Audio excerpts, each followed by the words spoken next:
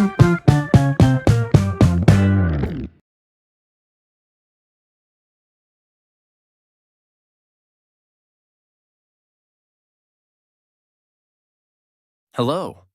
In today's lesson, I'm going to teach you my top tips for the IELTS listening module. This part of the IELTS is very possible to get a high mark, especially if you follow my tips.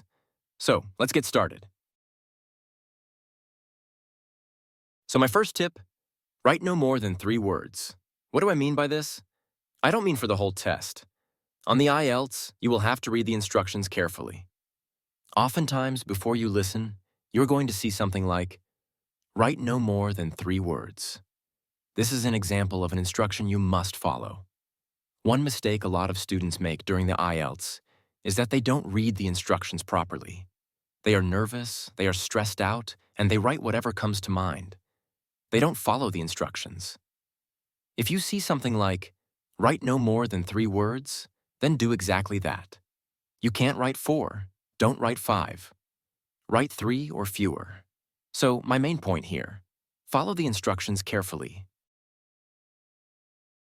Point number 2, get used to British English. A large part of the IELTS will involve listening to British accents. Sometimes, you might hear Australian accents or even Canadian ones. You may hear a range of accents, but a significant portion will be British. So, it's very important to get used to listening to British accents. Also, it's a good idea to practice listening to other accents like Canadian or Australian. But where can you find British accents to listen to? I recommend the BBC. They have a lot of great videos, and most of them feature British accents. It's an excellent resource for practice. The more you practice listening to British accents, the easier it will be to understand British speakers. Especially if you are more familiar with American English, this is a very good habit to develop. Related to this point, British vocabulary. You should learn British vocabulary. For example, in American English and Canadian English, we say truck. In British English, they say lorry. So it's a good idea to familiarize yourself with some of these British expressions and words.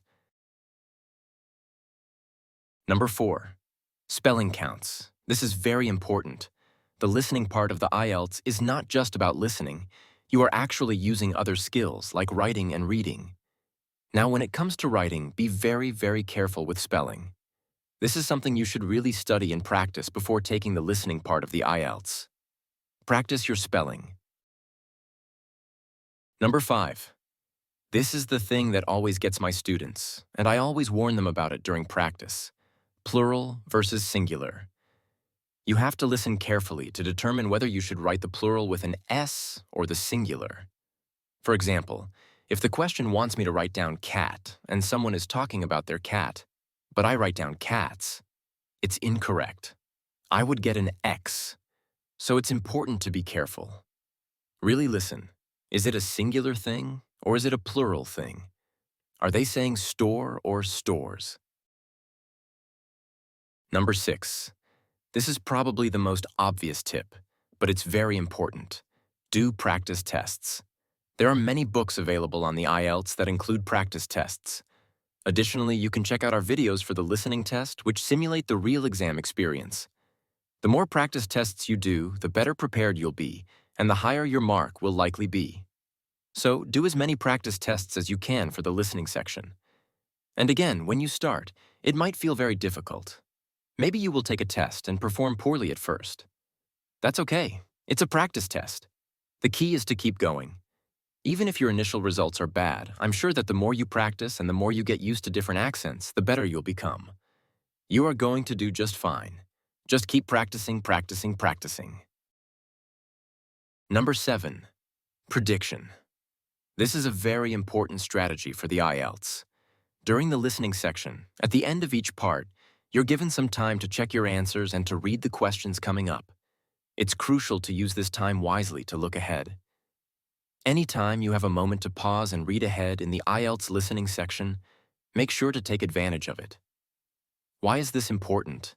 Because you can make a prediction. It's not just guessing. It's predicting what the answer might be. This increases your chances of getting the answer right. For example, let's say one of the questions is, the woman will travel on. You will need to listen to the audio to find the answer. But before it plays, you can make a quick prediction. You see the word travel and travel on, so you might think, she could be traveling on a bus, a train, or maybe a plane. Write your prediction in pencil as a quick note. When the recording plays, listen carefully to confirm or adjust your prediction. If it's correct, great.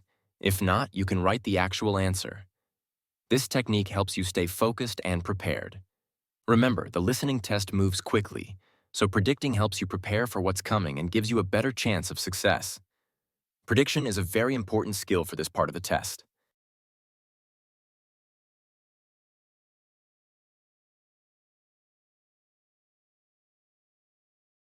Now, let's learn some other tips to succeed on this part of the test. My next tip is about predicting again.